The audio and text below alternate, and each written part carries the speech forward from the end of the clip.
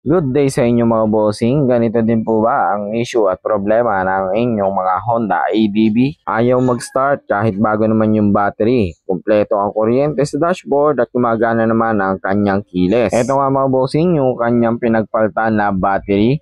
So pinalitan niya siya ng battery dahil hindi siya nga mapa-start. Okay? So kapag ganyan ang issue at problema ng inyong mga motor mga bossing, ayan, so maganda mapanood nyo to. Tuturo at share ko sa inyo mga bossing ano yung mga dapat nating gawin, basic na dapat natin munang gawin bago tayo pumunta sa mga malalalang problema. Okay? So, basic lang muna tayo mga bossing. Napakadali lang nito. So, sundan lang po ninyo yung ating video at baka sakali, ito yung magiging issue ng inyong mga motor. Bali sa pag-check nga na gagawin natin dito mga bossing ay makangailangan lang po tayo dito ng test light at tsaka ng dalawang wire. Okay, so dito pinapakita ko sa inyo na ayaw niya talagang mag-start ng ating motor. Bali kung makikita nyo, kompleto naman yung ating dashboard, umiilaw lahat kompleto. Ayaw talaga niya mag-start, okay? So dito chinecheck din nga natin kung meron din siyang stoplight. So okay, all good. So ito, tingnan natin.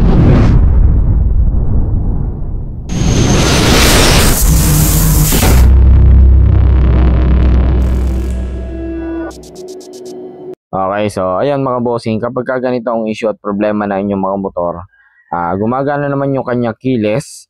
Okay, nag-on po ang inyong dashboard, na ibataas nyo na ang inyong side stand, gumagana ang inyong stoplight, pero ayaw mag-start sa push button.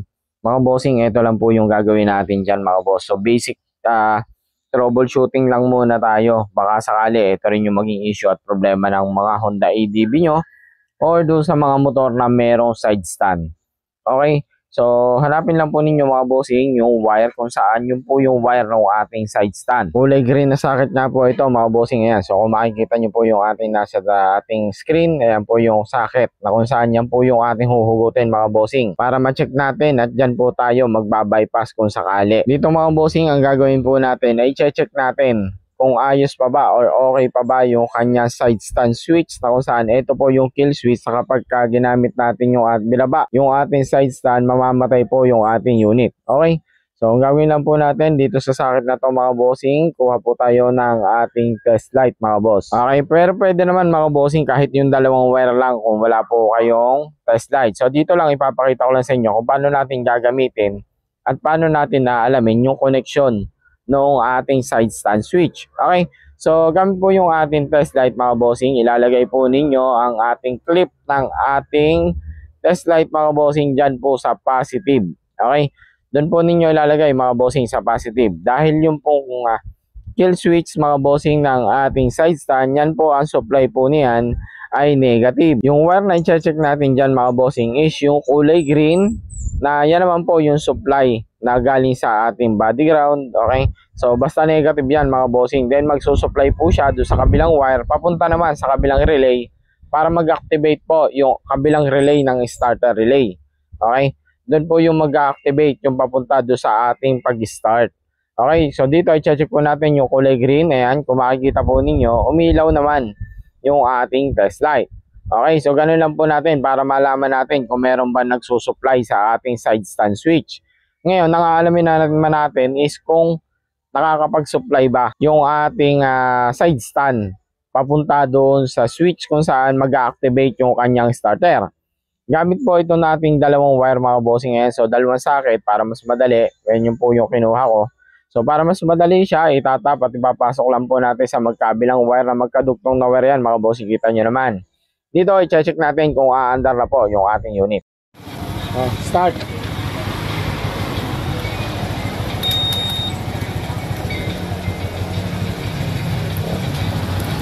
Start.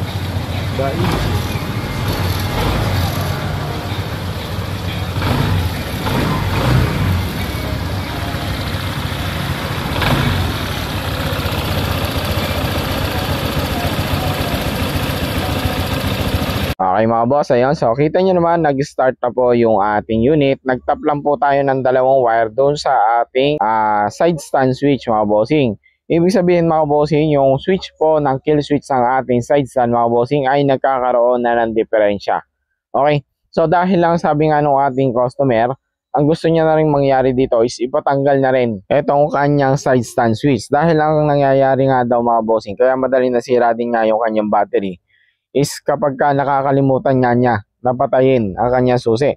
So anong nangyayari, pag tigil niya, magsa-side stand siya, namamatay na yung unit, nakakalimutan na niya napatayin yung kanyang switch. Kaya ayun, gusto niya mangyari ay tanggalin na. Pero kapag ka gusto pa rin po ninyong paganahin, so ibig sabihin, ganun lang po, bibili lang po kayo ng side stand switch na kill switch po sa ating side stand. So ganun lang po mag-check ng ating side stand mga boss. So kung bakit doon naman tayo nag-umpisa sa side stand switch, yun yung naging una nating findings, kasi syempre unang-una siya yung pinakamadaling hanapin. Okay, so pinakamaganda dyan, una nyo titingnan kapag mag-check kayo is tingnan nyo kung nag-i-stoplight. Kung gumagana ba yung dalawang switch ng ating stoplight do sa ating brake lever. Then kapag ka po na-check nyo okay, doon naman tayo sa ating side stand. Kasi nga, ito yung pinakamadaling i-access at pinakamadaling hanapin. At bukod kasi sa ito yung isa sa pinaka-limit natin gamitin. So ito yung madalas na palaging nasisira. Kahit sa mga unit na hindi naman ADB, okay, kahit sa mga MIUI 125. Kasi nga, malimit natin siya nagagamit. So, anong nangyayari? Napupudpud. Ayan. So, ganyan yung mga po pwedeng mangyari mga boss. So, dahil gusto nga ng customer natin, tanggalin na yung ating kill switch sa ating side stand. Ito na lang yung ginawa natin mga boss. So, gumawa na lang ako ng socket na itatap ko do sa ating switch ng ating side stand switch. Okay? So, ganun lang mga bossing. Findings or mag-troubleshooting ng ating mga unit. Gaya na itong Honda ADB na ayaw mag-start dahil lang pala do sa kanyang side stand switch. Okay? So yun lang mga bossing, maraming salamat. God bless po sa atin lahat. Ride safe po sa atin lahat mga boss.